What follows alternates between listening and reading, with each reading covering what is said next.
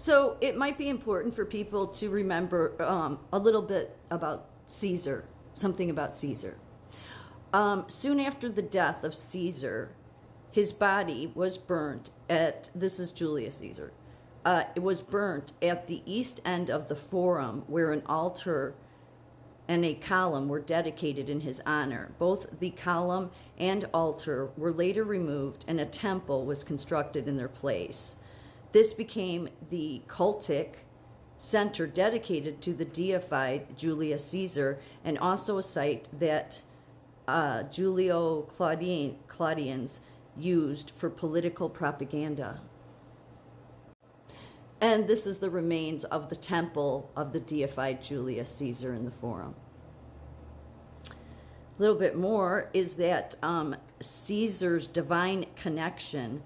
The statue of Caesar in the Pantheon stood amongst those of other gods, such as Mars, Venus, as mentioned in Roman history. This was a deliberate choice made by Augustus and Agrippa long before his death. Caesar stressed his family divine connections to both Mars and Venus.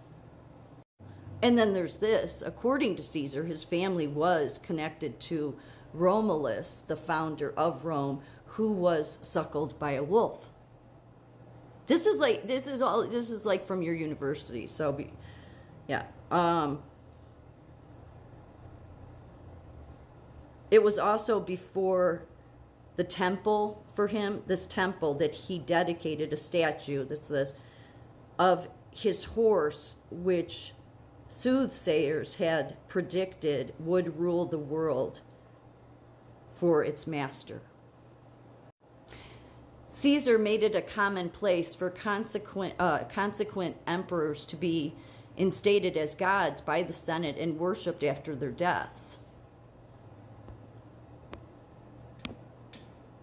Caesar once saw a statue of Alexander the Great and let out a heavy sigh. It was a reminder to him that while Alexander had brought the world to his feet at a young age, Caesar had done nothing noteworthy.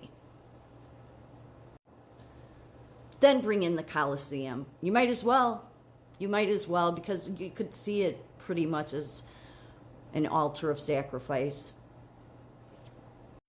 After all, it was in the Colosseum that Christians, the early Christians, some of them were fed to the lions, and all continuing on that same problem. The Roman gods, the Greek gods, the Roman gods, going back to Caesar, and then let's come to present day.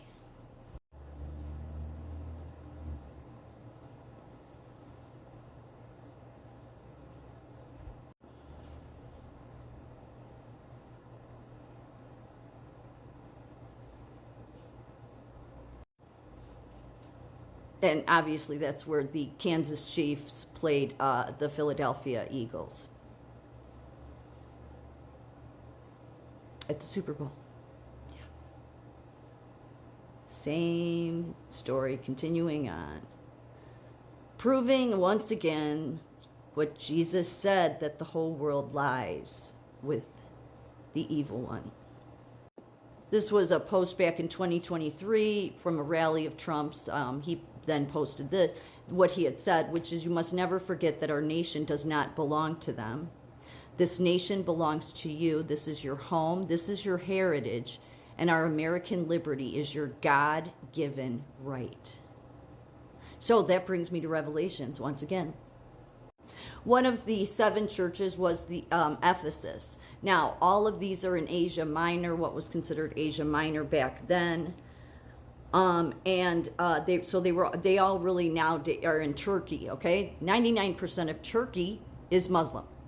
And I said that there was 7 in Revelations. There's the 7 letters to the 7 churches, and the 6 of them God isn't done with, but he's about done. He's like, you shape up. Something else to know about Revelations, even though it was in the canon to begin with all the other books, and then somebody came along and wanted to dispute it. So then they ended up they could it was a done deal. I mean, because it was the Apostle John. That's what they wanted to dispute, that it wasn't the apostle, because much of what is in the canon, what we know as the Bible, it has to be by those very beginning people in the first century for it to be considered. That's why the book of Enoch, even though I think it's interesting to read the book of Enoch, there's a good reason it's not in the book. Okay, and I think that it's just an interesting book to listen to because Enoch is mentioned in the Bible, and that corresponding to the book of Jude, which does talk about the angels that leave their proper dwelling, which is in the canon. But this was John, okay, like from John that wrote wrote the book that's in the Bible. I mean, okay, he was in the first century. He was a follower of Jesus, and yet out of all of these churches, the only one that God was happy with was Philadelphia, as I said. So where the once Philadelphia was in Turkey, it's now this. Philadelphia, the city of brotherly love, is now called Al-Ashir. That's what the name of it is now, which some believe to mean city of Allah.